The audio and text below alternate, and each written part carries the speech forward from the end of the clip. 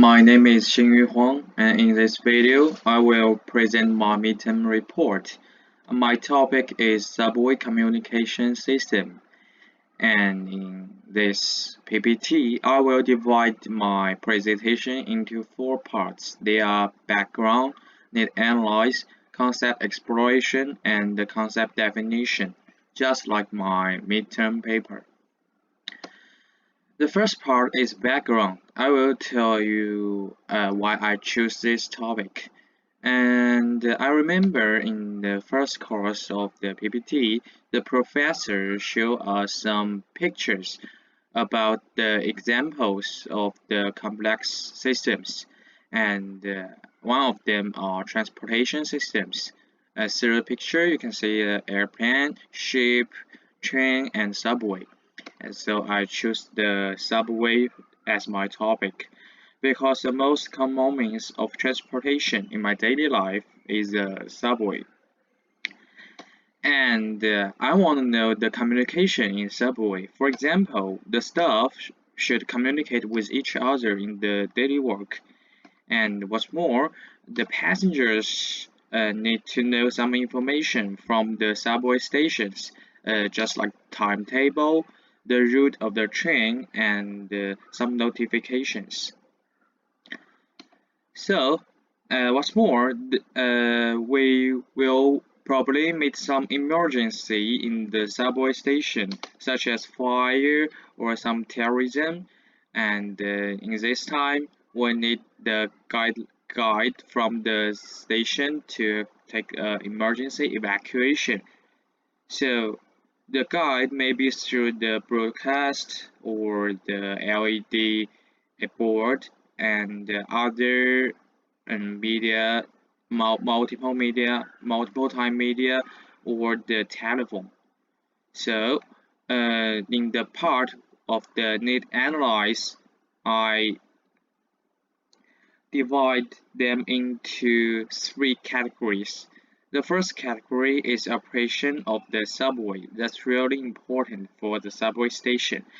For example, the train's information. We need to know in time which train has arrived and which train is ready to leave.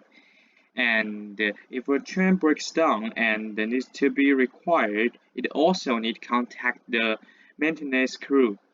At the same time, the station need to report to the last station it left to make sure the next train will be stopped until this train deal with the problems. The next category is the station staff, and they need some communications too. For example, the surveillance video. They need the video observe the situations of each locations in the station. And when the emergency happens, they need to contact external for help. And the station command command center should assign all staff to special positions to assist passengers as quickly as possible. The last category is the passengers. And I think passengers need to know the timetable of the train and the other real-time informations.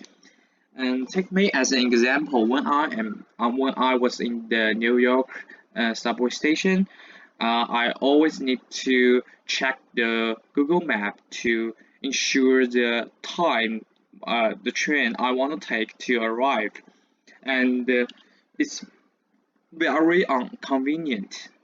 Once I waited for 20 minutes and I checked the Google Map that shows the train has passed several routes, but I didn't see. And then the staff came and told me that the train has stopped. I need to change another route. So it took me much time, and I think it's very inconvenient. So I divide them into three categories, and we can combine each other to form some functions. And I form 6 functions in the PPT. Just like for example, the broadcast is for the station staff and the passengers. So the station staff can tell the passengers some information through the broadcast. And the next one is clock. I think the operation of the subway on the station staff should have the clock. That is a basic requirement. And also passengers need a clock to check the time. And about the business telephone and private telephone, that's satisfy the communication between the station or the staff. And a video surveillance, just as I say, the staff needed to observe the situations. The last one is passenger information. Passenger can check the timetable and some other real-time informations on this function. And another two special functions is power function and transmission function.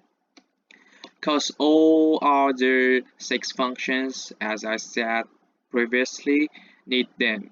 The power function provides the power. The transmission ensure other functions can connect together. So totally we need 8 functions in the subway communication system.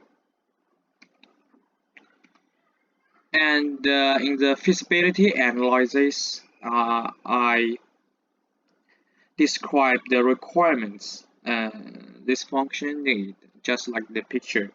So I just wanna skip this part and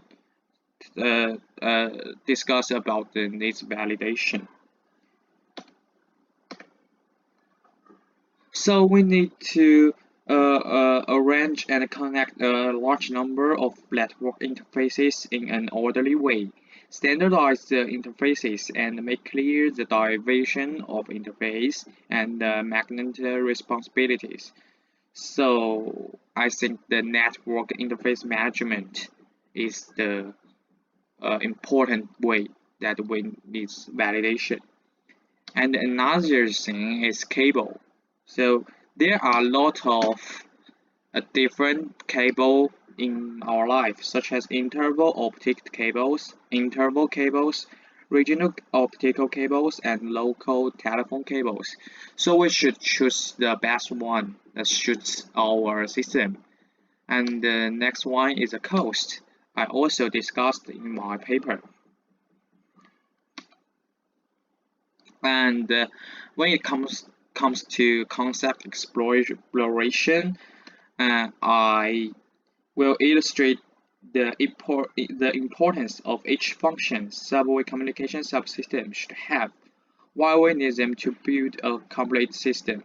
Since I divided all requirements into 8 different functions, I will describe what problems can each function solve, and then we will check if they are redundant in performance requirements. For example, transmission function. This is the most important function in this system. The system, as I said before, because it can connect each station and traffic dispatching command center together. So other functions can feed back to the command center in time, and the staff will give different instructions for variable situations. And about the private telephone, we need this function because subway stations may encounter some emergencies, such as terrorist attacks, fires, and earthquakes, just like I said before. And the staff need guide passengers leave stations orderly and safely. And so the station should have a telephone, which will not affect by other telephones and emergency situations, and plays the role of disaster prevention and rescue and accident handling when the station need. And about the business telephone, we also need a telephone function to run daily calls and to provide voice services and new services to subways passengers. And about the other functions, I wrote them in the paper, and I will get the next part. This is a performance requirements formulation. Um,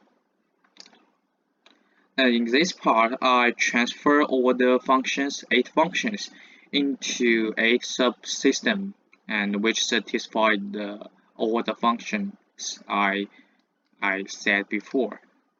And then just like this just like the picture. And the implementation of concept exploration, I uh, I just use two transportation requirement. The first one is OTN, and next one is MSTP. This is the most daily transportation equipment in the subway communication system. I compared the performance and the cost between them, and I think the MSTP transportation equipment is more suitable in the subway system. The next one is performance requirement validation, and since subway communication system has already implemented as a subsystem of the whole subway system and developed with the progress of science and technology and the times. Subway communication system become a very mature system today.